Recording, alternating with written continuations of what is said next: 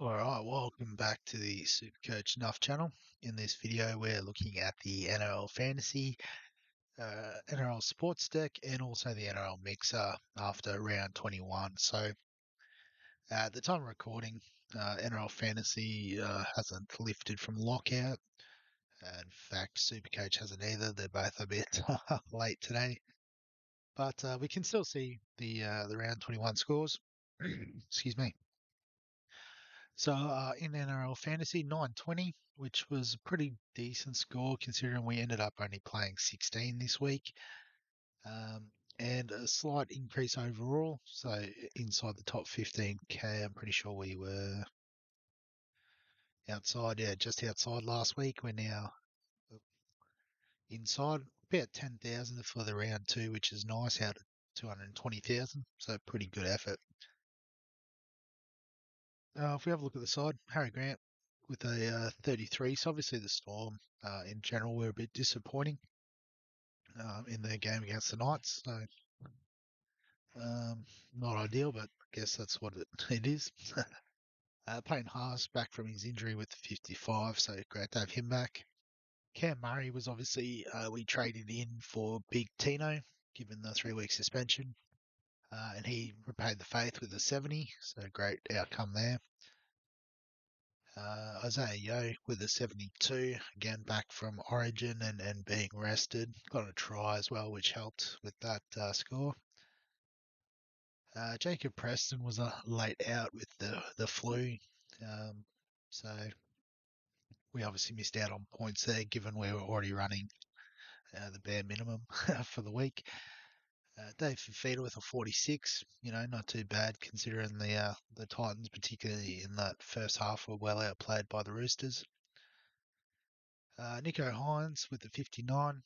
So, yeah, I guess none of the halves sort of set the world on fire this week. So 59's okay.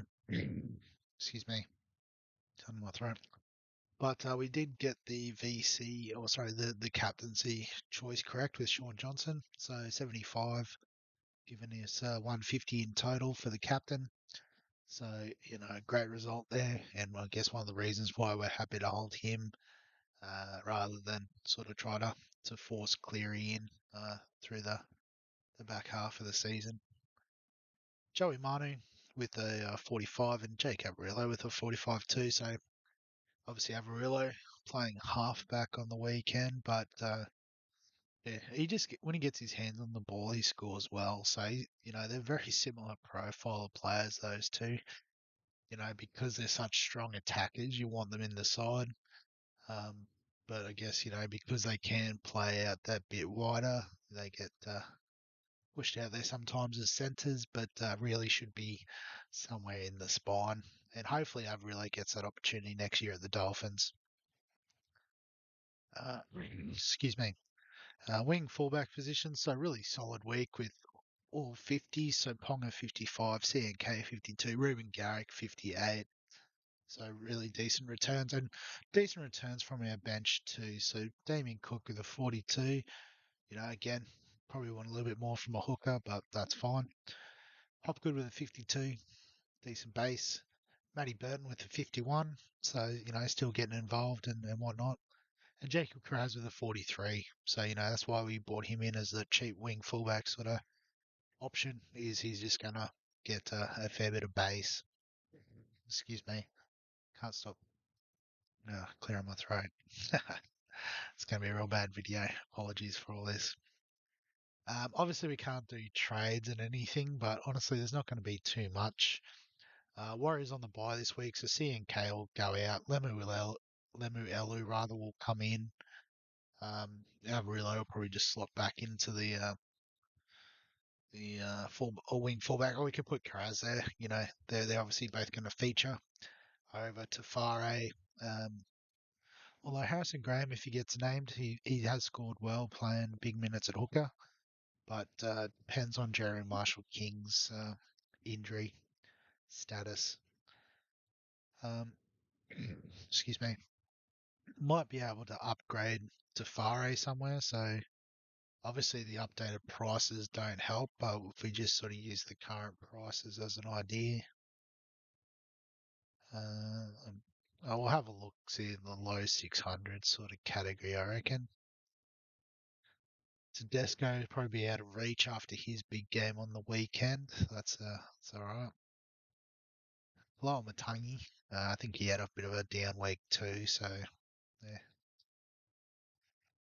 Because I guess really if where we're targeting, I think I have just wanted one more sort of forward just to cover bases there, but someone like a Tommy Gilbert would be perfect if he wasn't injured.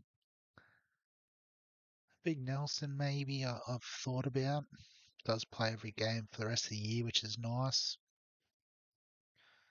Jackson Ford's pretty solid, but not spectacular. Yeah, probably leaning towards Big Nelson if I'm being honest. Any sort of high 500s that might have blown up this week. Chase a bit of value maybe. Nanai, he's got the upside, which is nice. Yeah, so it might be something like that.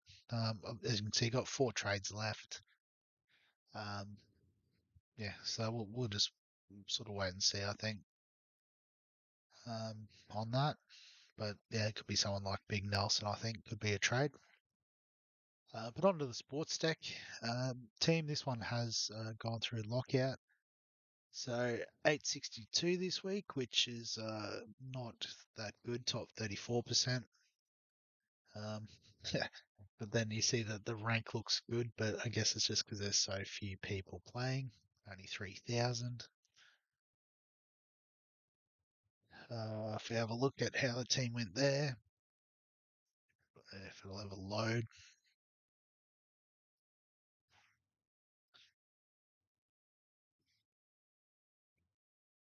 Go slow.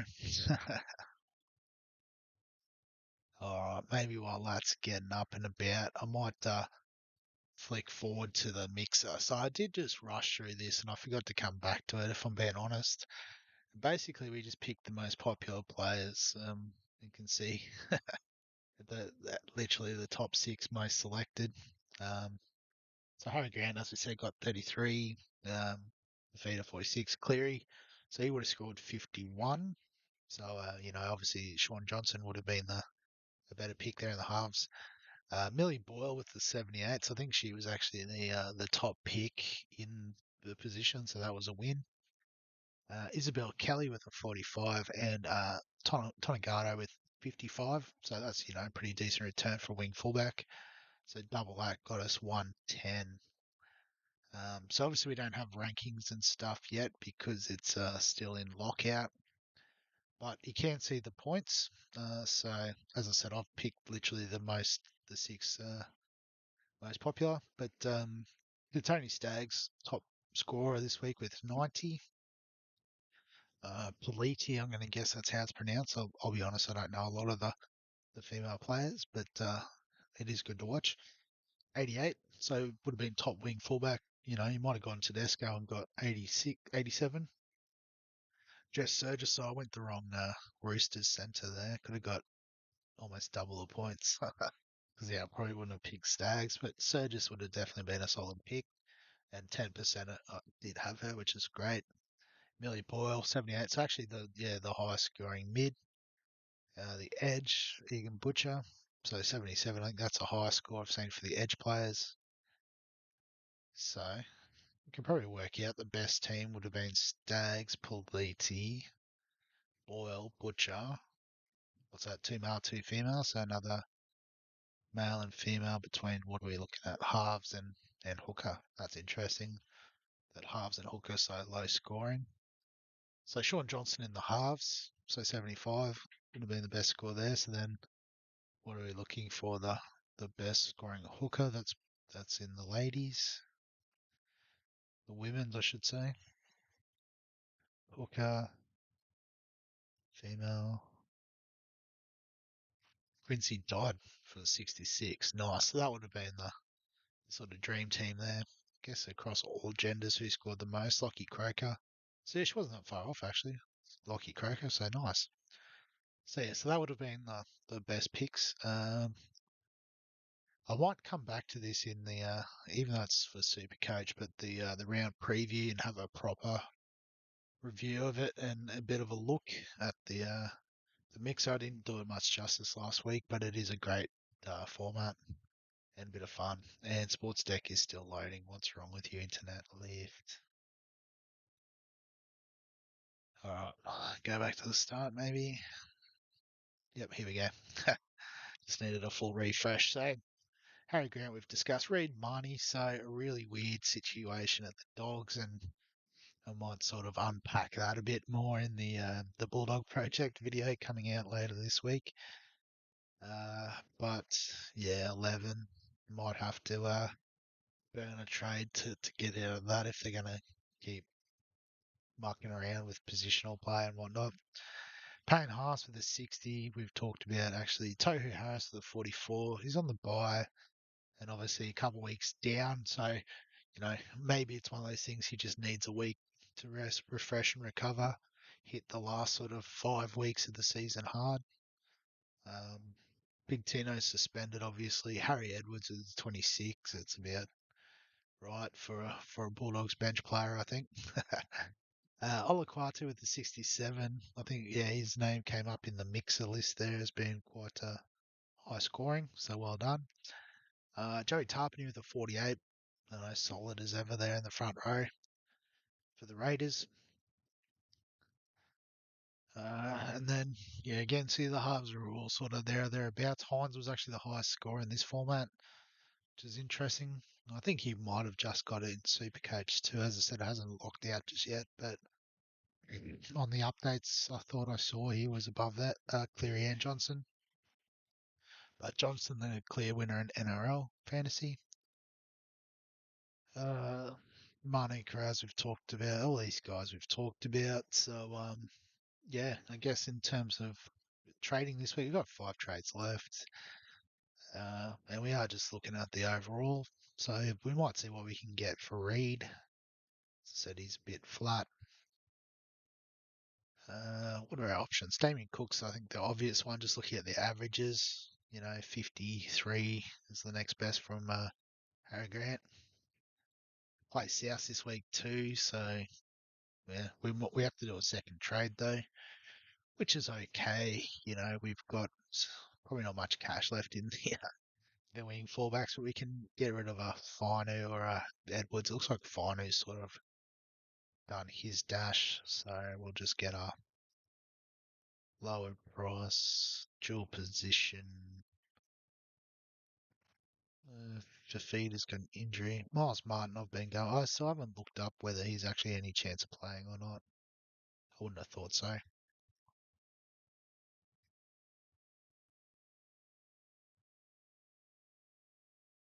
Just to be different, let's go Fafita. A very popular enough option by the look of the numbers. So, yeah, I mean, Cook and Grant's always a winning combo at hooker.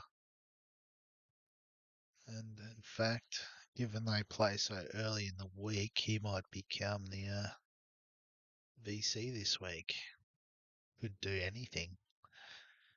Penrith Sharks, so is it a bit of Cleary and Hines cancelling each other out? Johnson's on the bye, I guess, so it will be between one of them. And I guess given the Sharks struggles against the big sides, you've got to back Cleary in, don't you? So we just need to find a replacement or a few replacements here. Got Tohu. So you can talk with Tarpany, that's not an issue.